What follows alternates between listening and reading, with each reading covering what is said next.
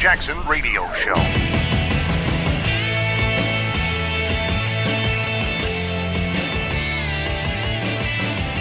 All right, everybody, welcome back. Kevin Jackson here, KJRadio.com is how to contact us. You want to call 844-551-8255. Talking about hypocrites today, hypocrisy, leftists. We're all hypocrites to some degree. Let's just get over that, okay? If you are living on this planet, you are over the age of 20, you don't even have to be that old. You're probably a hypocrite in some way. You've been a hypocrite. It's okay. It's a terrible word to hear. You're a hypocrite. But like I said earlier, if you make amends, repent from your hypocrisy, then okay, you move forward. So I told you guys I was going to tell you my hypocrisy story. So one of my buddies, years ago, I almost lost my company. And it was one of the first companies I had started. And long story short, it was a hostile takeover attempt. And I needed a lot of cash to get this hostile takeover attempt, to buy my partner out, who was worthless. But I had to buy her out anyway. And it turned out better for me. So my buddy loans me the money. He's the only guy in the world I can go to get this money. And he loans me the money. So I've got this money and I pay off my partner. I don't remember how much, but it was a substantial amount. But I had a lot left over, and I held on to it for emergency because I wasn't sure when my contracts would come back and if I was going to be able to make payroll and so on and so forth. So he gave me, in effect, twice as much as what I needed, but what I told him was what I actually thought I needed at the time. But instead of giving him that half back, and I didn't, I held on to it as kind of an emergency fund. And to be honest with you, I probably should have just said, okay, I only needed this much and here's the other half back. Well, as time went on, I was just kind of seeing how the bills were getting paid and stuff like this. And I don't remember if we worked out a payment agreement or anything, because we certainly had no paperwork. I'm just telling you, he was one of my best buddies. To this day, we are. And for the record, I've made amends because I've loaned him a substantial amount of money, and he owes me that money now. But I don't bother him. But long story short, I wasn't paying him back. So he'd hear me say, yeah, hey, I'd say, yeah, I'm getting ready to go do this, and went out to dinner with, so-and-so or whatever. And one day he called me up and he says, hey man, what you been up to? And I said, I just had to go to a dinner. He goes, how was dinner on me? And I went, what? He says, how was dinner on me? And I was thinking, what do you mean it's on you? He's like, you haven't paid me back. And I went, yeah, but I'm going to. He's like, yeah, but until you do, it's dinner on me. And I remember getting somewhat offended. Like, who are you to tell me?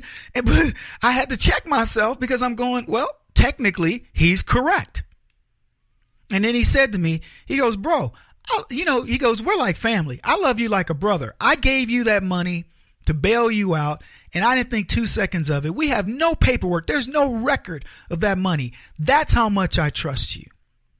He says, but everything that you do until you pay me back is me doing it, not you. And I was like, oh, and it hit me like, he might as well had just come and punched me right in the face, because it hit me right between the eyes. Well, my goodness.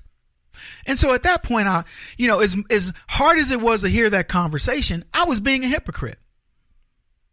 But you know what? I learned from it, and I went, here you go.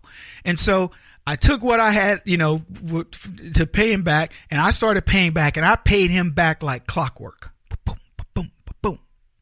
Now, fast forward years later, by the way, never charged me interest.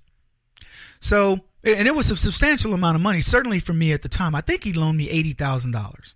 So, fast forward, I learned that he had lost his company. He had a big issue with the IRS. They targeted him, and he filed bankruptcy, etc. He needed a loan.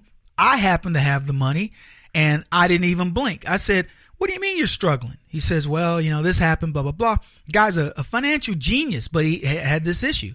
I said, what do you need? He told me. I said, let me talk over with a few things, get with my, my people and see if I can swing it. But if I can, I'm going to get you that money. And sure enough, I did. And he owes it to me to this day. And he's probably had it for 3 years now. And I'm like, it's okay, because I did the same thing. And you know what I do know? He's not having dinner on me. He's working his butt off to make sure that when he gets that money, it's saved up, it's coming right back to me. And I know that as much as I know the sun's going to rise in the east and set in the west. So there you have it. But I learned that lesson from one of my best friends. And I'll be honest with you, if it had been anybody else, I might have really gotten an attitude about it. But it was the truth. So CNN has a bit of hypocrisy working. They backtracked on a story.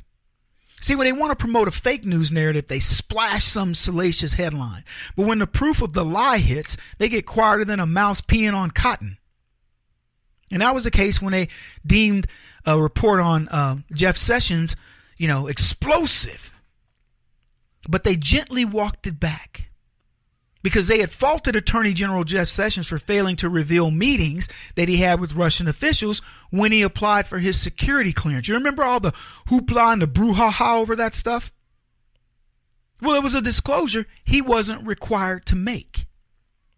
But CNN reported last May that Sessions didn't disclose meetings he had with the Russian ambassador when he was a senator. And the media was all over it, man. I mean, they had airtime on top of airtime portraying Sessions as being shady. He was dishonest. He had colluded with the Russians. And it was an attempt to embarrass not only Jeff Sessions, but to embarrass Donald Trump. The narrative that the Trump campaign was hiding these meetings so the Russians could get whatever they got. It was a lie. The splashy headline on CNN was this. First on CNN, AG Sessions did not disclose Russia meetings in security clearance form, DOJ says. The CNN story claimed that the incident was, quote, the latest example of Sessions failing to disclose contacts he had with Russian officials. 6 months later, they admit the entire report was meaningless. Did they come out and say, you know what, we'd like to issue a formal apology to Attorney General Jeff Sessions? We erroneously reported this. It was, whatever. It was bad form. It was tasteless of us to do it. Anything. No. They leave it hanging out there. Now, they'll say, well, it's no big deal. Why? You're supposed to just put it on page 16, of the lifestyle section. You're not supposed to come back out and say, we screwed up. Now, I'm not telling CNN what to do, but I will tell you this.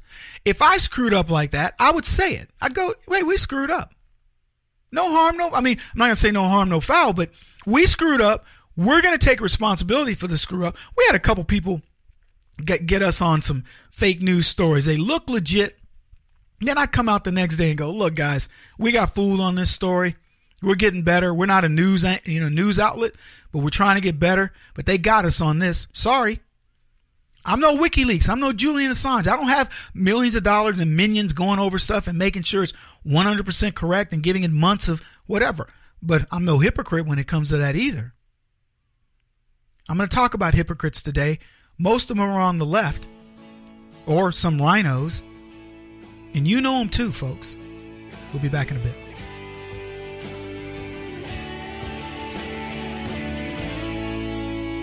This is the Kevin Jackson Radio Show.